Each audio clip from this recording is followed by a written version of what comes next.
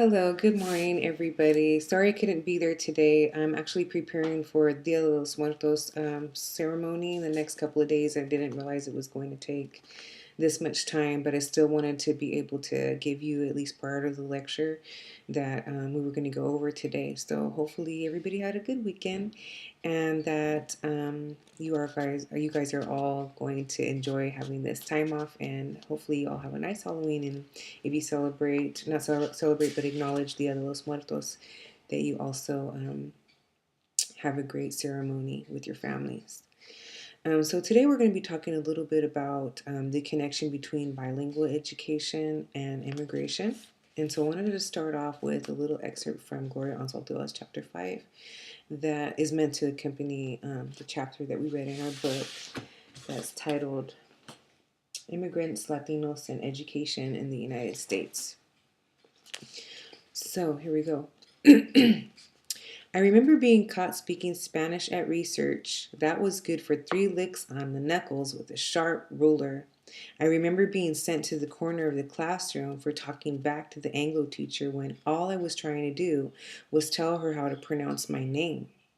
If you want to be American, speak American. If you don't like it, go back to Mexico where you belong. I want you to speak Spanish. Para llegar buen trabajo tienes que saber hablar el inglés bien. ¿Qué vale toda tu educación si todavía hablas inglés con un accent? My mother would say, mortified that I spoke English like a Mexican. At Pan American University, I and all Chicano students were required to take 2 speech classes. Their purpose? To get rid of our accents. Attack on one's form of expression with the intent to censor are a violation of the First Amendment. El anglo con cara de inocente nos arrancó la lengua. Wild tongues can't be tamed. They can only be cut out. Okay, and so that is the very first part of Gloria Anzaldua's chapter 5. And of course, she's expressing, very strong disdain for who she calls El Anglo, wanting to take away her tongue. And so we see that in the poem at the very beginning, but also wanting to erase her first language, which to her, as she calls it, is twin skin to her identity.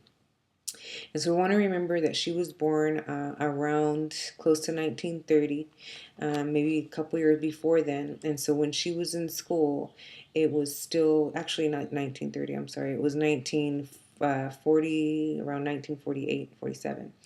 Okay, and so she was in school at a very conservative time. So if you could imagine, being 7 years old, or in the 1950s, it was a very conservative historical time before the Civil Rights Movement. And so this is why you would see somebody like Gloria Anzaldúa getting caught speaking Spanish out on the playground, actually getting punished for it, because this is what actually happened. And so her reaction to it is very fierce and is very aggressive. Since the Civil Rights Movement, we've had more of an accepting attitude towards bilingualism, but it hasn't always been a very friendly battle for educators versus, professionals or organizations that demand that people know and be proficient in English. And so also there is a wave of immigration that is associated with 1965, and so we have a lot more Spanish speakers coming after the Vietnam War. We open our borders a little bit more after then, and so we have more immigrants coming in, and not necessarily, we were not necessarily as harsh on immigration as we were previously before that, around the 1930s, and then also how we are today. So I wanted to give just a little bit of background on the relationship between bilingualism in the United States as it particularly pertains to the Spanish language and immigration policy and immigration patterns. Okay, so basically what we need to know is that today within the United States, and we're putting it into the perspective of the 21st century, that Hispanics are the largest and youngest minority within the United States. So 1 in every 5 school-age children is Hispanic. which you could think of possibly being Spanish speaking. And 1 in every 4 newborns is classified as being Hispanic. And so that is quite a few. And so that means that, 1 in 5, I mean, that is like 20% of the population at least. Okay, and so what that means is there is a very large population of Spanish speakers within the United States. So, as a matter of fact, there are more Spanish speakers in the United States than there are in Spain altogether. And so that's pretty amazing because, of course, we know Spanish is directly affiliated with Spain. It kind of makes sense, right? That Spanish um, goes with people that live there in Spain, and the Spaniards were the ones that brought Spanish over to the New World and to the Americas, and now in the United States, because of the colonization of the indigenous by the Spanish and the continued rise of Spanish with indigenous populations as they were becoming more assimilated and colonized, has obviously grown to the point where today in the United States there are 52 million Spanish speakers, and so that's quite a bit. As we know from the very beginning of our nation's existence as the United States, it has already a history of being very multilingual. We had, a lot of immigrants coming from different nations that spoke different languages. And so, obviously, as I mentioned, with the colonization of Mexico by the Spanish, then that is where the Spanish language came from. And of course, Spanish is also the dominant language spoken in Mexico. And so, as we continue to have large immigrant waves from Mexico and different Latin American countries, then the Spanish populations are obviously growing and becoming more influential. So if you can imagine, if we have 52 million Spanish speakers in the United States, that's quite a big influence. And so obviously this demographic and this presence of this population in our country obviously also has to affect educational policy, because if people are coming here speaking different languages in very large numbers, and people who are already here speak different languages, then the way in which educators teach these children becomes an issue. Because, as Gloria Anzaldúa says in chapter 5 too, is that, if you want to talk badly about her, talk badly about her language. And so basically what that's getting at is how intimate language is to one's identity. Okay. So just going back to that figure, 52 million Spanish speakers within the United States, that is a number that has come from the Cervantes Research Center. And if you look it up, it's actually a research center that is based in Spain. So it's a very credible source, and it is definitely unbiased. So what I wanted to do was get a little bit more specific information about Spanish speakers within the United States. And so the Pew Hispanic Center, and Pew spelled P-E-W, Hispanic Center, you could look it up on the internet, does a lot of different data collection and survey analysis with the Hispanic population within the United States. And so a few years back, they did a telephone survey of 2012 young Spanish speaking, or what you call Hispanic people that were from the ages 16 to 25, so they're a young population. And so this study is based upon that survey of 2,000 people, and it's also based upon governmental demographics and other studies that they've done to give, an understanding of, for example, how immigration waves have contributed and continue to contribute to the growing presence of Latinos within the United States. Okay, so 36% of Latinos ages 16 to 25 are English dominant. 36% are English dominant. That's not a very large number, but that means that they are more likely to speak English or more so than Spanish. And 41% are bilingual, so that would mean they were proficient in both English and Spanish. And 23% are Spanish dominant. And so you have the majority of people actually falling in the middle and being bilingual. And again, this is age 16 to through 25. And so this is, your generation and the up and coming generation, which is mostly bilingual. And so that's a really interesting fact about the bilingual speaking population in the United States, that it's growing. It's not getting any smaller. So this issue is still very relevant today. Okay. Let's see.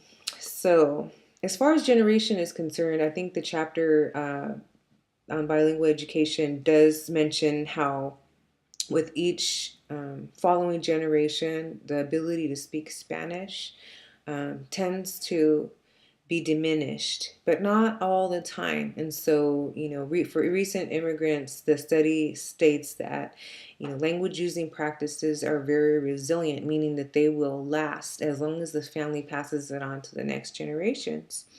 And so 79% of second generation are proficient in Spanish. That's almost 80% that are proficient in Spanish. And when I say proficient, I mean, that they are very functional in Spanish, they're fluent in Spanish, and they can read and write in Spanish. And 38% of third generation Latinos or Hispanics are proficient in Spanish. And so it doesn't diminish a whole lot by generation, but it does diminish over time. The fact that we continually have immigrants from Mexico makes it so that second generation, that high percentage is always going to be very influential in terms of the student populations within the United States and their presence within public schools. Okay, so 70% of the population, like I said, 16 through 25, Hispanics, Latinos, speak Spanglish. So we know what Spanglish is, and there are some examples in Gloria Anzaldua's book, but we speak it all the time. And or some of us do, but it's spoken by 70%. That's quite a few. So let me see if I can just find a little example. Let's see.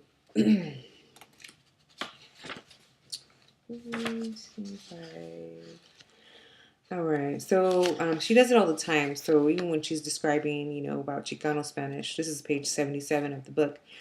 She says, but Chicano Spanish is a border tongue which developed naturally. Change, evolución, enriquecimiento de palabras nuevas por invención o adaptación have created variants of Chicano Spanish, un nuevo un lenguaje que corresponde a un modo de vivir. Chicano Spanish is not incorrect. It is a living language. So different and very interesting how she defines Chicano Spanish as a border tongue, something that has evolved with with colonialism, actually, and also with immigration crossing over the border and the creation of Chicano Spanish. As we already know that the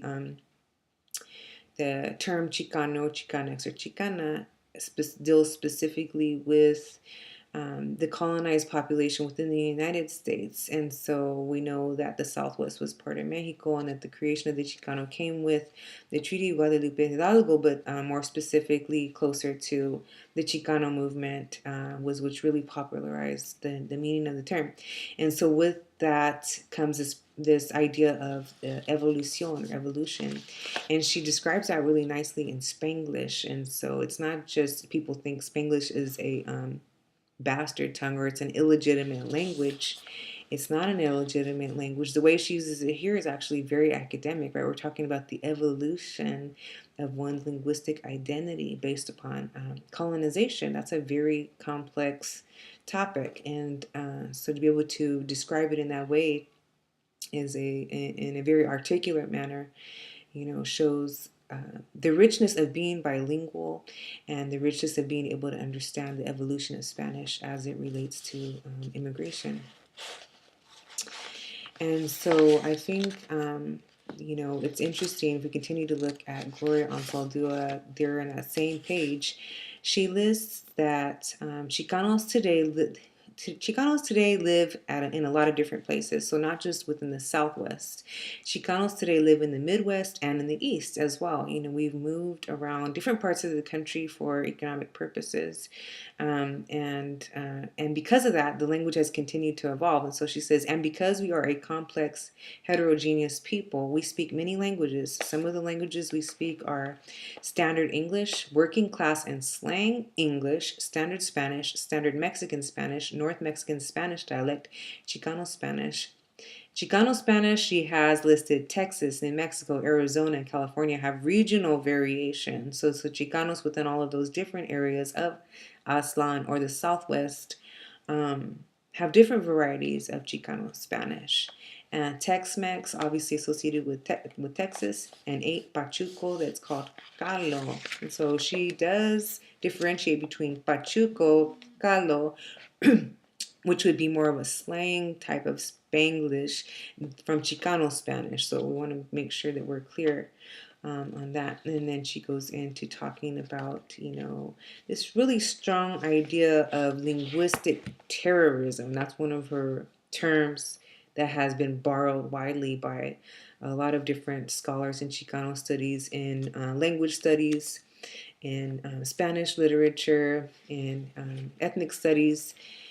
This idea has been shared quite a bit to talk about the denigration of the languages brought over by immigrants who, especially immigrants from Mexico or Latin American immigrants who are associated with, some of the ideas that we hear today being communicated about, some of the lower working class Mexicans. And so, that idea of Mexicans being lower class, working class, carries over to the way that we think about Spanish as well. So we think about Spanish as possibly being a language that is associated with a lower class, but that's not necessarily the case. But because people have these ideas, and a lot of times these educators can actually also carry these ideas over within the classroom, they can really influence language policy as well. And so I'm going to save the rest of the chapter for our presentation on Wednesday, and just kind of wanted to give you a little introduction and understanding of bilingual education within the United States as it relates to immigration. I'm going to share a chart with you about immigration patterns that have happened since the beginning of the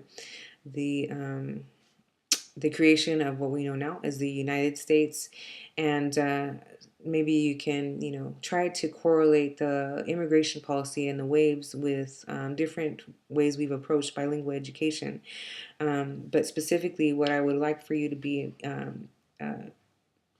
familiar with are the two different approaches to bilingual education, and there are more than two. We talked about, I think, language immersion school, where there is the desire to have students come in, whether they're bilingual or not, to learn two languages, because we know that being bilingual can be an asset.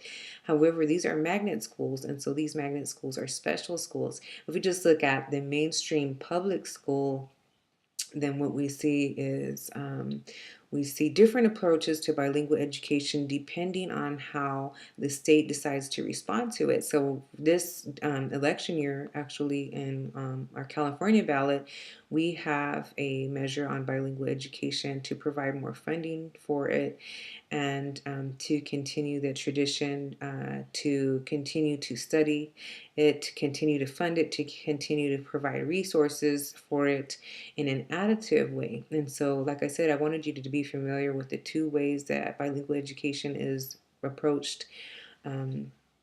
For the most part, there are other ways, but these are the two ways that are dominantly used to describe bilingual education policy since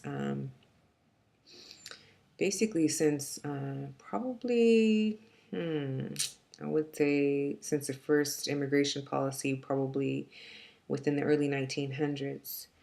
And so I would like for you to be familiar with the additive policy or the additive approach to bilingual education as well as a subtractive approach to bilingual education, and when has the additive approach been welcome by both the federal and the state governments, and when has a subtractive approach been implemented or encouraged at both the federal level and the state level, and how does this impact the ways that students, especially Spanish speaking students, are either successful or unsuccessful in school, if it contributes at all to um, high school dropout rates, then we should document that. If bilingual education in an additive manner contributes to higher success rates and higher employability, then we need to consider that for educational policy. But we also need to consider how some people who are xenophobic, right, and who are prejudiced or discriminatory towards other languages and think that if you come to America, then you need to speak English type of attitude, when they influence linguistic policy, a lot of times they will promote and encourage a subtractive attitude, which means taking away the ability to speak your native tongue, your native language, your home language, which for Gloria Anzaldúa has very drastic consequences, not just for her, but she describes those drastic consequences that many of us could probably relate to. I know I have family members who have told me what had happened to them when they spoke Spanish in school. Around the same time that Gloria Anzaldúa was speaking Spanish in school, but except instead of being in Texas, they were in California. So they were still experiencing a lot of this backlash to their home identity and their home language when that was their intimate language. And so a lot of this feeling of passing on this feeling of inferiority as it relates to linguistic use was very prevalent before the civil rights movement, and it still happens after that. We see different court cases and things like that where people, interpreters, for example, speak Spanish during their breaks off of work or during in the hallway, and it's against a governmental policy to always be, the governmental policy says you must always speak in English, especially when you are in a courtroom or around a courtroom, because that could be, dangerous. But that that reflects the greater attitude about, the use of different languages besides English overall. And so we're thinking about bilingual education, the success of Latino students within public schools as it relates to bilingual education. We're thinking about educational policy, bilingual policy, as they relate to English only laws, which English only laws would contribute to the subtractive approach. And different times in history, we have seen English only laws. So, what I would share with you is the graph about immigration trends, to try to make a correlation between that and bilingual education policy. And I will also share with you a couple of studies, maybe a timeline of the English only. Actually, that was what I was going to share with you, was a timeline of the English only laws, and how that also relates to the different immigration waves, because a lot of times you will see that with different immigration waves, all of a sudden there will be a renewed interest in trying to support, promote, create, renew English only laws. And so those are the three things that I'm going to share with you. And hopefully you guys all have a great couple of days, nice Halloween, and I'll see you on Wednesday.